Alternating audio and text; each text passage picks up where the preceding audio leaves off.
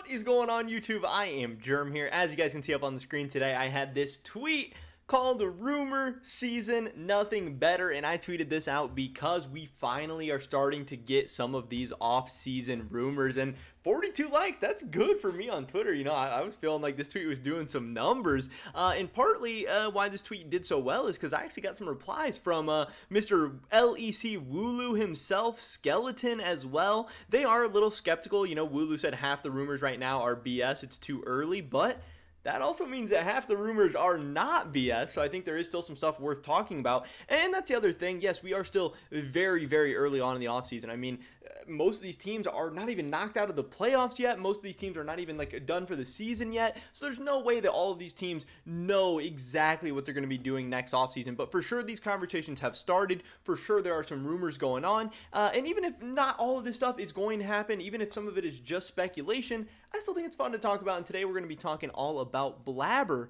and some of the news coming out about him. So definitely drop a like if you guys do enjoy this video. I would appreciate it so much. Subscribe to stay up to date on all my latest content. And consider checking out my Patreon, patreon.com/IamGerm, where you will find the VODs of my weekly podcast, Beyond the Rift, that is also going to be live streamed on YouTube every single Monday. With that being said, here we go. So again, it's all rumors, it's all fun, it's all speculation. We're just theory crafting different rosters. We're just going through a bunch of what-if scenarios. Not trying to be too crazy. We're trying to do things that are at least pretty realistic, and I think this one is kind of realistic. We also got this word from multiple different sources here today. So, you know, Applehead kind of dropped this banger out of nowhere and really got different people talking. I know Tim Sevenheisen was even, you know, streaming some stuff today talking about Applehead's tweets. A lot of people are knowing about this guy. He is growing pretty fast in like the rumor game and everything, and I am gonna break down a lot of this different stuff. I'll probably make videos about a lot of these different tweets throughout the whole week, but what I wanted to talk about today is right here. C9 are looking at EU junglers. Self-made is heavily sought after, but they are looking at other EU options, which would mean moving on from Blaber, which would mean kicking Blaber, which would mean selling him off. And this is crazy. This is tough for me, and this is tough for a lot of people out there. There's definitely going to be people on both sides of this argument. There is such a strong case to be made for keeping Blaber, for not kicking him, for hanging on to him. He is a resident. Super valuable in the LCS. There is not a lot of North American talent. We know this, especially top-level North American players. You can make the argument that Blaber is not top-level, but you know, he has been top level at times before.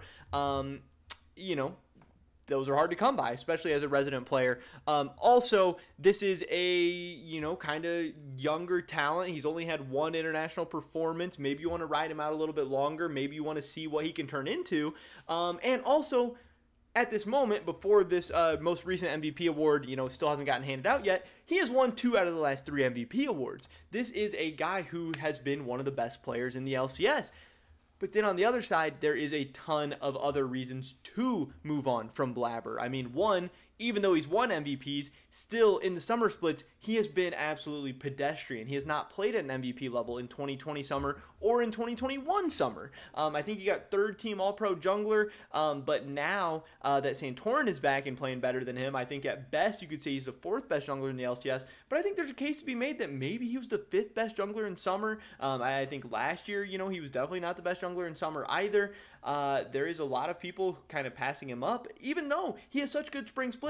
He went to MSI, he didn't do good. He came home for summer split, he didn't do good. And you don't even get to see him at these international tournaments because Cloud9 can't qualify for Worlds, and Cloud9 is in a spot again this year, partly because of Blaber's play, not entirely, but partly because of Blaber's play. Once again, not even being able to make it to Worlds. They still need to beat Evil Geniuses and Cloud9 in back-to-back best-of-5s to even qualify for Worlds. And that is possible. It could happen, but there is a world where 2 years in a row, Blaber could be an LCS champion, an MVP, and not attending the World Championship. So, I mean, at some point, a change is probably going to need to be made for Cloud9 if this is the trajectory they're on, because they are spending millions on this roster.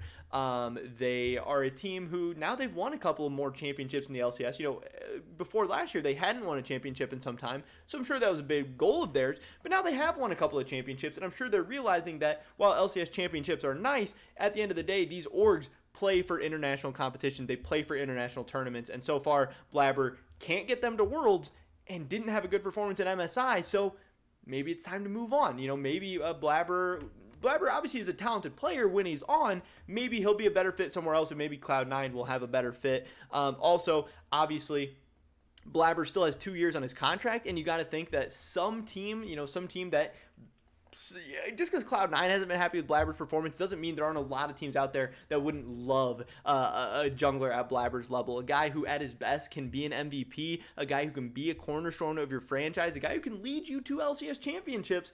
Teams are going to pay a lot of money for that. We know that Cloud9 loves selling players high.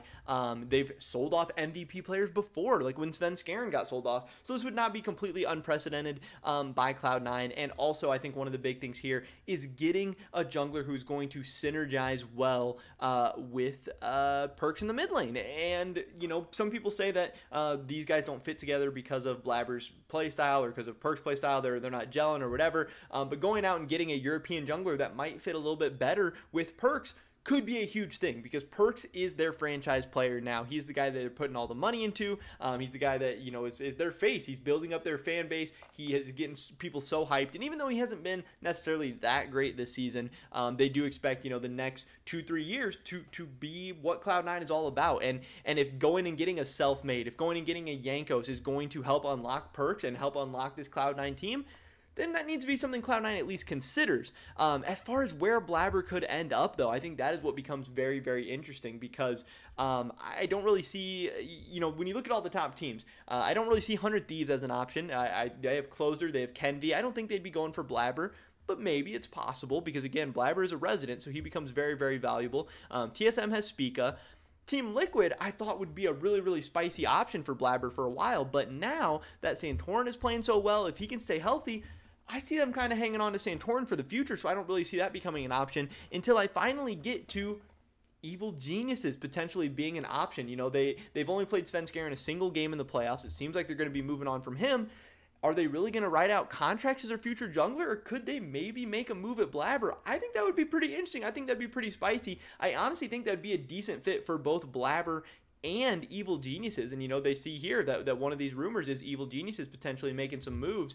Again, this was kind of backed up by Boss is the Law, another rumor account. He did say here that Blaber looks to be replaced by Cloud9. Heard that Selfmade is their top target, but Jankos could be involved here as well. Obviously, Jankos has ties to Perkz and would be a guy that we expect to synergize well with him once again.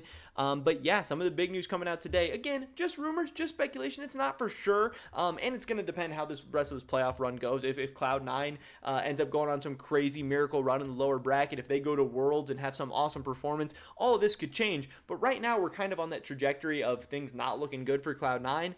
And if they end up not going good for Cloud9, things could not end up going good for Blaber in this coming offseason as well. And that would be so spicy. That would really be one of the biggest storylines in the West as far as League of Legends offseason moves go. And I think it could happen. I think this is honestly a pretty realistic one. But that is pretty much it for this video today, guys. Definitely drop a like if you do enjoy it. I would appreciate it so much. Leave a comment down below. What do you think is going to happen with Blaber this offseason? Cloud9, LCS team, LEC team, who knows? I'd love to hear your guys' thoughts and opinions. Subscribe to stay updated on all the latest content. Hopefully catch you guys in the next one. But until then, peace!